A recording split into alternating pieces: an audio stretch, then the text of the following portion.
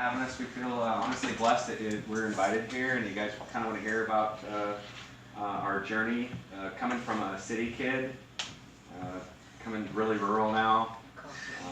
It was a bit of a culture shock, but I'll explain that a little bit. Again, leaving Las Vegas for a better life. I'm from Las Vegas, pretty much born and raised. I've only been here 6 years, and I'll kind of go into that. We created YV Urban when we got here and decided to start a new life. So I'm going to let go ahead and hit the. If you have questions, just ask away. Kai's our tech guy here, so this is our 10-year-old son, Kai. Our tech course, and then my mom wanted to make sure we videotaped it, so we got that going on too. So I'm Auntie Whelan, and a little bit about my background. I'm originally from Duluth, Minnesota, so probably a lot of you are familiar with that area. You've probably gone up there. And I grew up there, born and raised, graduated from high school there in 1994, and I ended up entering college at UW Stout, just kind of down the road from here. I went through their hospitality and tourism program, graduated in 1999, and that was when I took off for warmer weather out to Las Vegas. So at that time, my sister had moved out there, and just a little bit about Las Vegas at that time. Chris, like he said, he was born and raised there. When he graduated from high school in 1990, there was about 350,000 people that lived in Las Vegas. And when I got there, 9 years later, there was 2.5 million people. So Las Vegas was booming at that time. And that's when I headed out there. My sister had graduated from college 2 years before me as an English teacher, a high school English teacher, and she could not find a job in Minnesota. And so they were recruiting teachers like mad out there, and they were offering really great benefits and all kinds of stuff. So she ended up moving out there 2 years before me, and that was kind of a big draw for me to be able to go out there and know somebody and have a little bit of a jumping off point with that. So I got out there close to Thanksgiving of 1999, and I immediately started to seek employment in the hospitality industry out there. What better place, right, to go and get a job in hospitality. Looking for jobs out there, I was told so many times that they didn't care about my degree. That wasn't important. Who did I know? What was my experience? I worked at this little restaurant in Wheeler, Wisconsin when I was in college called The Ritz. I don't know if anybody's familiar with that, but let's just say that wasn't impressive out in Las Vegas. So I ended up waiting tables for the majority of my hospitality career out there, and I found out very quickly that probably everything you've seen in a movie about industry in Las Vegas, there's at least a hint of it that is real, and it was a tough industry out there for me, and I think I would have burned out on the industry eventually anyways, but I think it was accelerated by being out there. So I really only worked in the hospitality industry for a few years, out there waiting tables, long enough to meet Chris. And then I transitioned into more of an arts and crafts role, and eventually, during my days out there, I eventually ended up at a nonprofit company that worked with individuals with developmental disabilities, and my role there was to teach them how to make things. So we did a lot of bath and body stuff. We did a lot of sewing crafts and paper crafts, and that was kind of the beginning of my time kind of doing what we do now. So I'm going to let Chris tell a little bit about himself. So you can go ahead and switch that guy. Thanks. Again, I'm Chris Whalen. I've got 3 pictures up here, and they're pretty symbolic for me because a lot of this is like old school Las Vegas. I grew up in Las Vegas. I remember living on the outskirts of town and being able to ride my ATV to Circus Hotel, if anybody's been there. The Cadillac is up there because I was actually born in the backseat of the Cadillac. I don't know why my parents decided at 8.5 months pregnant that my mother and father decided to take a day trip to Flagstaff. So I was born on the side of the road by a highway patrolman. The birth certificate actually says I-90 and Belmont Road exit. So the two standing jokes are that I was conceived and raised in the backseat of the Cadillac, and that my mother was very happy she had a bottle of Black Label in the trunk of the car during the birthing process. I don't know how much of that is true, but I still stick with it. Las Vegas is an interesting place. You know, as growing up in Las Vegas, it was a smaller town feel. I wouldn't say town, now that I live in a small town. It was a small city. I always lived on the outskirts. I was always amazed at how green it was. And I say that because they watered every day, right? The grass that they had and the fountains and everything is watered. And now that I'm older, I'm like, well, where the heck did they get all that water from? Well, from Lake Mead. Growing up in Vegas was also interesting to think about that. You know, I was born and raised around gambling, around guns, around sin everywhere around me. So it was actually kind of normal to me. And went to high school, graduated high school in Vegas. My first, actually, you can hit that, Kai.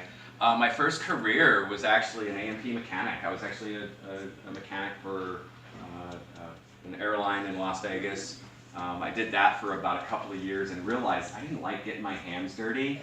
I always thought that you know, I'd like it. It was good money, but I didn't like it. So I got out of that and kind of became a DJ for a radio station. That was fun, but also very deviant and very just obnoxious. I won't go any further than that. I went into management, or restaurant management, shortly after that, and decided I didn't like that either because I put in long hours and didn't really make much. So I decided to go back to college. You know, I fresh out of high school, had a career. I decided to go back to college, and while I did that, I started out as a dry cleaner and realized the money wasn't there, and I need to live because now I'm 26, 27 years old, starting college. And I went into serving and bartending. That's where I met. Sorry. Yeah. And while I was in college, I bartended. I waited tables on the Strip. Sin all around me again. You know what happens in Vegas stays in Vegas. Everybody wants to experience that. And it's like, you know, the drinking, the gambling, just mind-boggling. And going through college, I got my bachelor's degree. Ended up going in and getting my master's degree. Started teaching college, went back to grad school for mental health counseling, and became a full-time professor in Las Vegas. Now that seems great, right? Because, you know, here I am, I'm like, oh, I changed, I'm doing something else. But, you know, you finally, you can go ahead and hit it, Kai. You finally have a time in your life where her and I got along, we were doing great. Notice in this together while we're young and fun and want to have a great time, Las Vegas is great. Right? It's great because you're young, you're fun, you want to go out, you want to have a little fun, you want to go do this, want to go do that. Hit the next slide, Kai, because you'll see what happens. Hit one more. Let me just come over here real quick. I want to get to you guys. This right here. Because this is what happens when you have a family, right? You suddenly go from me to Us. well, not just us, but them.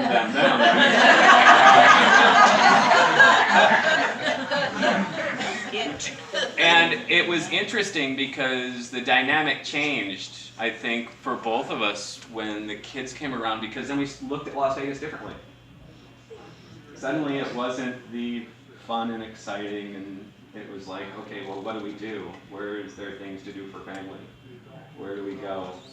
And honestly, it kind of changed my life totally, drastically, in fact. And they are double trouble, by the way. Don't let him fool you. He's cute as all get out, but he's trouble. But they are two peas in a pod. And one day we were driving in the car, and he's in the back seat. Donnie was a little bit younger, and we're driving down the road, and Kai in the back seat says, "Daddy, why are there butts in the back of that car?" And it was a cab advertising a strip club. And then there I started thinking, going, well, wait a minute now. Is this really what I want to explain to my 2.5-year-old? They also thought they had seen the Statue of Liberty and the Eiffel Tower and, you know, everything else that you can see around the world just by driving down the strip. So they really thought that all these things that you can see in movies and everything else, that they had already been to those places and seen those things just by driving on the strip in Las Vegas. Saved you a lot of money. You didn't have to take them there. So, but to give you an idea, because I garden, I fancy myself as a green thumb. This is my garden on my patio of a condo in Las Vegas. Now, I thought I was pretty impressive because this gets to 110, 120 degrees in summertime. And I still kept stuff alive, you know, like broccoli and carrots and all in pots and things like that. Watermelon, he tried growing watermelon once. Gave it a good effort, right? So we went from patio living to here. So when you see the vast difference in pictures of my garden now, or our garden now, because she comes out and helps me weed. It's kind of fun. I need it, by the way. It'll be an interesting transition. Go ahead, two slides, okay. So again, there's their playground. So 16 by 20 playground. We went from a condo living. This is where they played, all gated in, upstairs. Again, double trouble. There was a pool though, that was nice. Yes. All right, hit one more time. And this is us leaving Las Vegas. That's our condo up top. I had a truck back then. It was a rear-wheel drive truck. I found out quickly that was not for me in Wisconsin. You find out a lot of things when you grow up in the desert and come to a place where it snows a lot. Well, I think at that time too, you know, I don't know, I can't really speak for Chris, but this was in 2012 that we ended up leaving, but it was around 2010 when he was working at his job full time, and I was working at the nonprofit, and we were into all kinds of things, but I think we both started really feeling like the kids are getting older. When we left Las Vegas at that time, this news report that came on the news really stuck with me. The dropout rate that year at Las Vegas high schools was 60%. Oh. And Kai at that time, when we were getting ready to leave, was just going into preschool. And so he was 4 years old, Annie was about 2.5 years old, and we started looking into preschools for him. There was preschools out there. They ranged from $50 a month on a lottery program where they could go for 3 half days a week if their name was drawn out of a hat to be able to do that, or you were paying anywhere from $300 a week to $1,000 a month, or however they worked it out. And a lot of the times that was even with a commitment from the parents to do volunteer work. So it was actually like when we were looking for places to come, and Chris was like, well, where can we go? And I was like, well, we can go back where I'm from, you know, we still have a lot of family and stuff there. And so it was kind of then when we realized, oh my gosh, there's like free preschool in Wisconsin. Like that was like, I couldn't believe it. I mean, but actually, I don't know if I couldn't believe that as much as I couldn't believe how much they charged for preschool in Las Vegas. And so we had started kind of exploring with his growing, like he was like, I am ready to take this to the ground. Like I want land. I want to be able to see what I can do if I actually have land in a climate that's hospitable to growing things. And for me, I was in this job where I was constantly creating things and then handing them off. And the population that I was handing them off to, I mean, these things were morphed into something amazing and beautiful and something I was very proud of the work I was doing. But as an artist, internally, I was becoming very restless about what would happen if I did this? What would it look like if it kept being mine? And I've taken this nonprofit and grown it to this point where there was, I mean, the individuals in there were getting a lot of recognition for the work that they were doing, which was wonderful, but I thought, what if I could do this on my own? If I can do it here, maybe I could do it on my own. And I have a very entrepreneurial spirit.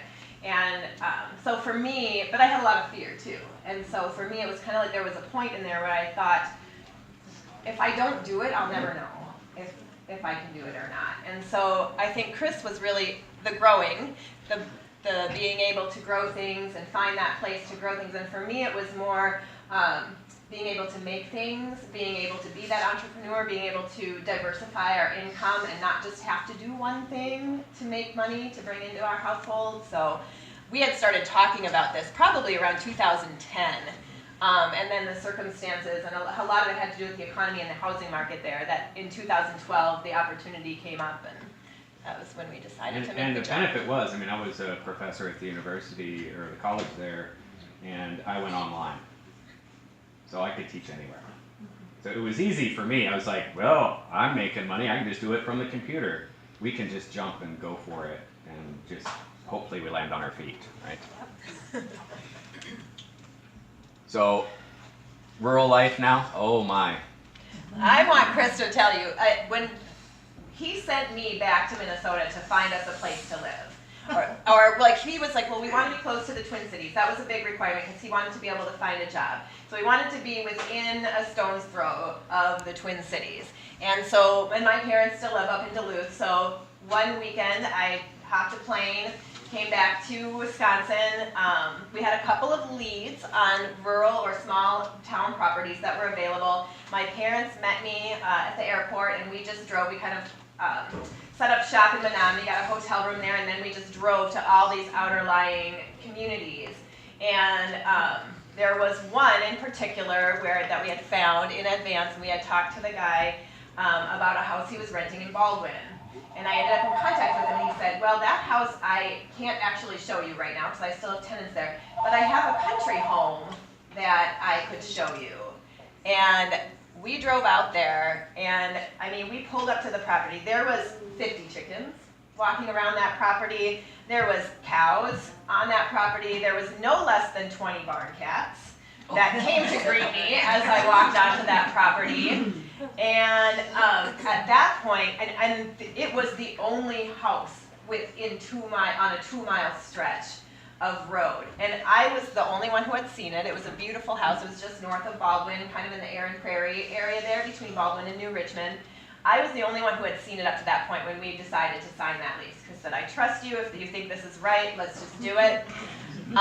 So we picked up and left, and he's driving the U-Haul, hauling his truck behind him.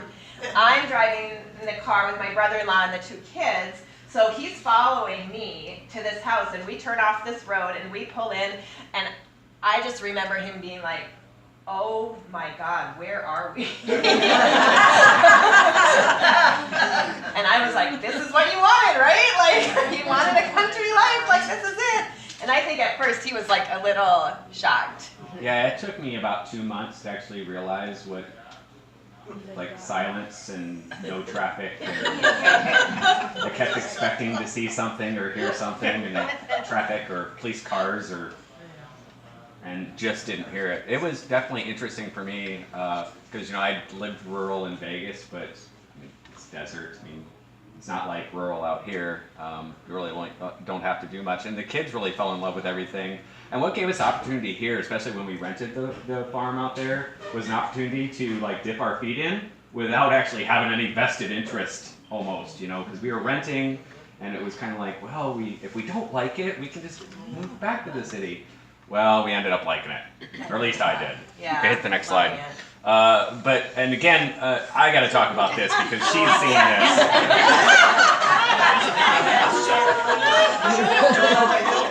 So, growing up in Vegas, I got to tell you, I experienced winter out there, and I put on my heavy jacket when it was like 40 degrees outside in Vegas, right? And I'm freezing and cold.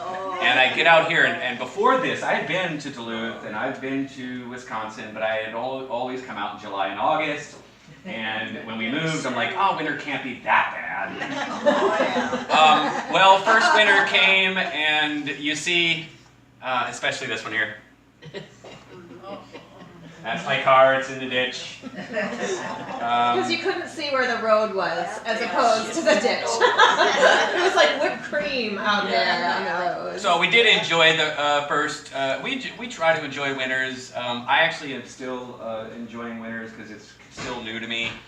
Building snowmen and skating and doing things outside, snowball fights and stuff. But I remember the second year we were here, it snowed like May 2nd or May 3rd. No, this was the first winter. Year. So this was winter of 2013. So we came in August of 2012. This was 2000. So this was Chris's first winter, and this weekend where he's up to his waist, and so that was the first weekend of May that year. And I think we made that shortly after. I was like, please, just die already. Like we had pulled out the furniture, the patio furniture. The kids had been out on their bikes that weekend. Like the weekend before was his birthday, and they had been out there riding their bikes. And we had the patio furniture out, and that next weekend, 18 inches of snow fell that weekend, the first weekend of May. And he was like, is it always like this? I'm like, this isn't actually normal, but it can happen. I'm getting used to it now, though. Don't worry. Hit it one more time. This is, you see my garden here now. Remember the patio? A little bit different. A little bit different. I love going out and gardening, bring the kids out. We just tried to enjoy life, kites, and just loving life. I mean, it was a tough transition, but once I got into it, I love being outside now. If you drive by our house, I mean, I told you we own the old Fisher Farm. Anybody that knows El Paso Township, I've got a big garden out there, and I'm always outside during the daytime, just honk and wave or pop on in. Hit the next slide. There we go. I'll let you take over here for a little bit. So a lot of people, like if you look on the lotion that's on the table, you'll see it's called the YB. So YB Urban is the name. It's the name of our company that we developed, but it's also kind of, I think it just depicts our whole lifestyle and our whole how we bring everything together. So when we first moved out here, I had started out in Vegas, like I was kind of that itchy artist thing going on, and so I started a line of boutique children's clothing when I was out there, and I started selling at festivals. There wasn't a lot of room for handmade product out there. There wasn't a big draw to it from the community. It was tough. There was a nice artist community out there though, and a really nice group of people who were trying really hard to bring the arts into there, and every month they held a First Friday. And First Friday was held in the Arts District, which was kind of this little space between the Strip and Fremont Street. So the two big tourist areas, there was kind of this forgotten area of downtown Las Vegas that the locals were trying to really grab onto and make it their own. Because there really wasn't like a downtown scene for local people in Las Vegas. And so the art community kind of grabbed onto this. They did these First Fridays. So I would set up a booth out there, and I rarely sold anything. But that was kind of my thing. When we decided to come back here, I was like, I'm all in. This is what I'm going to do. I'm going to make these clothes. I'm going to take them out to festivals. And so I did. So that first year we were here, we got here in August of 2012. In October of 2012, I did the Harvest Festival in Stillwater, and I brought my clothes out there, and I set up, and I did better than every show I ever did in Vegas combined. However, while I was sitting there, I thought, this is a lot of work, setting up this festival booth. I'm here for 3 days or 2 days or long days, and there's probably 10% maybe of the people who are coming to this show that even have a need for super expensive 0 to 24 month clothing. So I came home that day after that show, and I said, you know, I did well. And I'm happy that I did this. I said, but it's too much work to go out there, too much time to spend out there to hit 10% of that population at that festival. I said, Chris, we need to add something or do something that's going to appeal to more people that come to these festivals. And he said to me, well, I've always wanted to make soap and call it Whitey Stinky.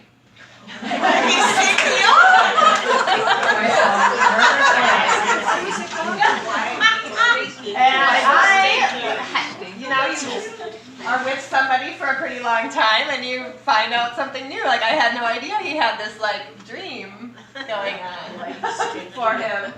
So then we were kind of sitting around going, oh yeah, and we can make lotion and call it YB Dry, and chapstick and call it YB Chapped. And so we kind of just got off on this tangent about that. And then I said, well, somehow we have to like tie this all together and make this a company. And so I said, let's call it YB Urban. Kind of brings together our move from the city to the farm. Why live in that urban environment when you can find so much peace in rural life and so much creativity and be able to bring together all of those things that you love. So we did that. Oh, that was our farm. Go back, go forward, 2 more, Kai. No, one, double tap back. Oh, one more. Thank you.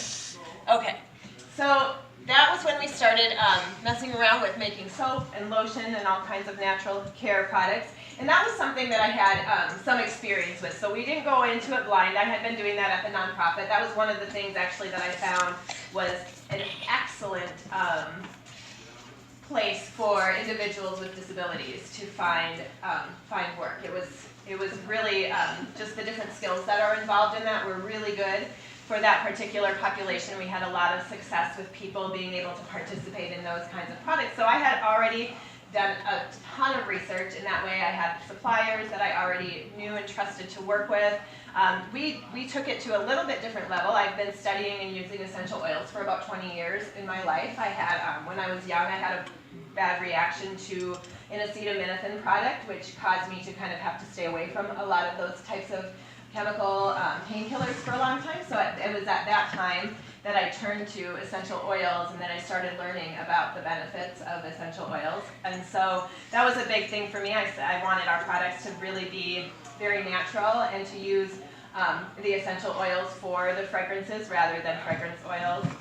We do use a little bit of a combination of those things now, but primarily we do use pure essential oils in our products.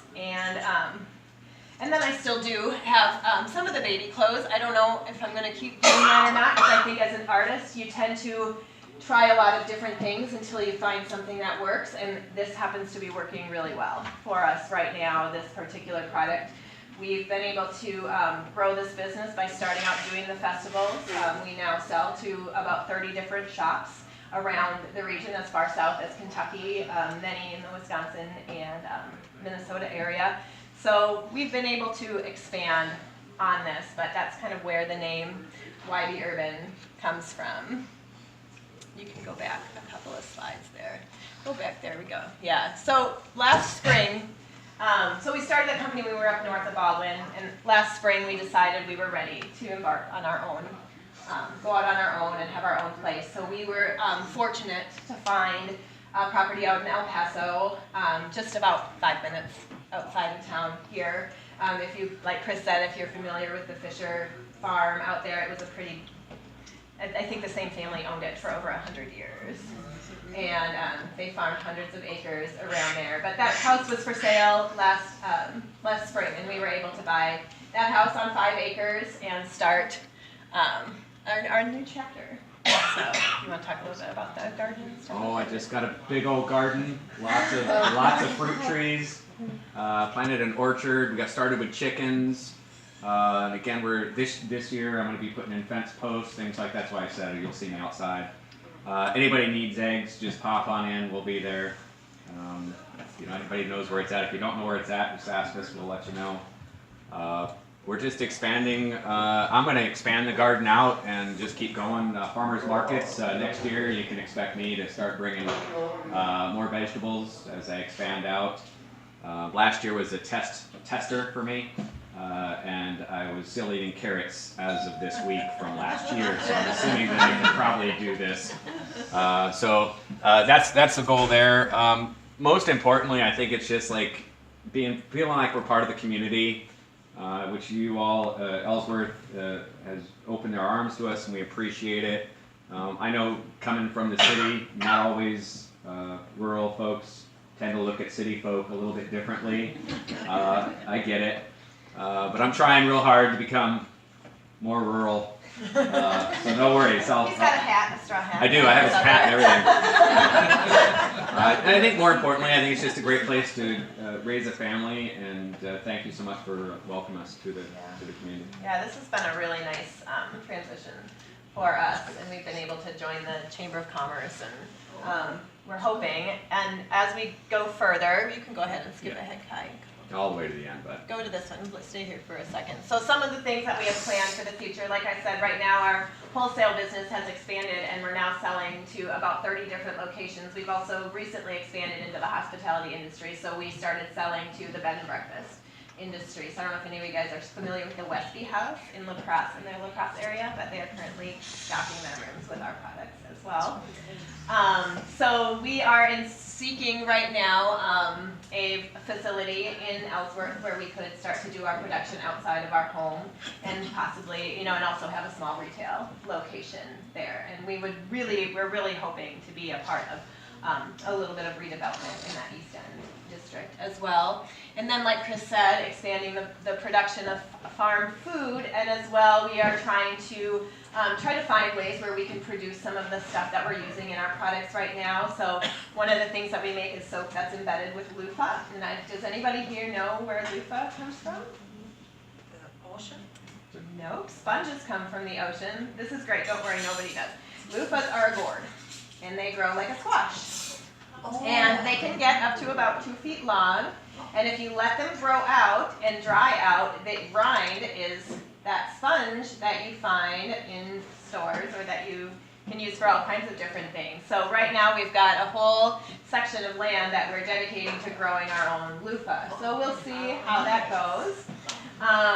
And we use that, and then also we are planning to start raising bees, so we can get our own beeswax and our own honey for our products.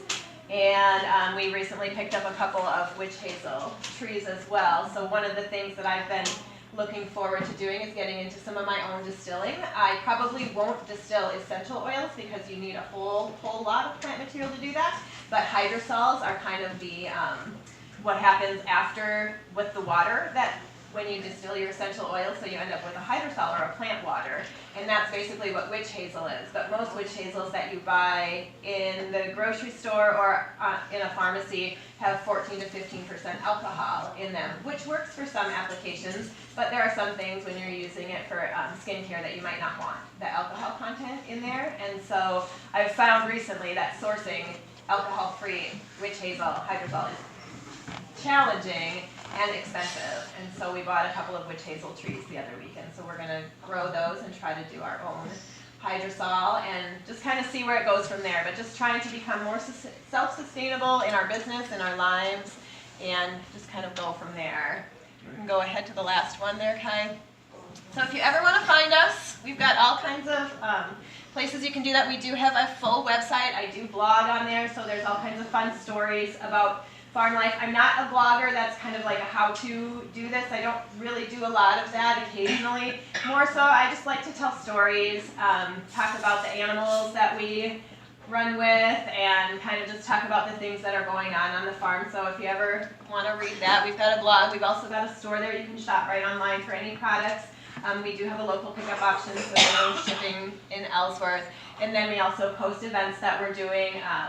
So if we're having anything either out at the farm or somewhere in town or in a different town, we'll post that on there as well. And we'll bring it to you, by the way. If you order online and have local pickup, we will bring it to you. We'll just deliver it right to your house if you want. Yeah. And then we're in town often too. Like we have kids obviously that go to school here and that kind of stuff. And then I'm also 2 years ago I got my yoga teacher certification as well. So that was something that was like a big goal of mine. And so I teach yoga at Country Fit Nutrition Center across the street from the creamery 1 night a week, Tuesday nights. So you'd be welcome to come to that too. I'm just amazed at your energy. Oh my God. I'm tired sitting here and I'm ready to go for a nap. That's the yoga. Wow, girl. You have got it. Yeah, there was a phrase that I learned about not too long ago. There's a phrase that's been coined recently called multi-potentialite, if you've ever heard of that, and it's basically the phrase that describes somebody who has a lot of different interests and a broad skill set. And I feel like that's where homesteading appeals the most to me. I feel like I have the opportunity to just be free to try and do anything. Yeah, and then when you reach our age, then you're going to head right for the town, right back where you started from. You think so? Yes, because you won't have the energy to do all the stuff that you're doing now. Then I'll just sit in my hammock. But you guys can find us anywhere, Facebook, Instagram, and then we'll also also be at the second and fourth Thursdays at the farmers market. all summer long, Amazing. So. I know you all have lunch coming, and just know that there's lotion in front of you with our business card. Go have some lunch. We're gonna hang out. We might have some lunch with you, so if you have any questions or anything like that, want to talk to us, just come see us. Thank you. Did you perhaps buy the Friedman Fisher farm? What's that? Or Dick Fisher? It was, I think the last Fisher that lived there was Art Fisher. Oh, I know him too, he was an X-ray tech. Yeah. Where the old Fisher School used to be. Yeah, we It's not didn't very buy much it of from one. them, so I think there was 3 previous owners before we got there, but they were a lot more short term. So, I don't know what the original Fisher, but Dan Fisher was one of the grandsons of the original person. And he still lives out there. I went to school with him. Okay, yeah. Does anybody else have any other questions you want to ask right now? Otherwise, just feel free to. You're amazing. Oh, thank you. All right. Go ahead, Jen.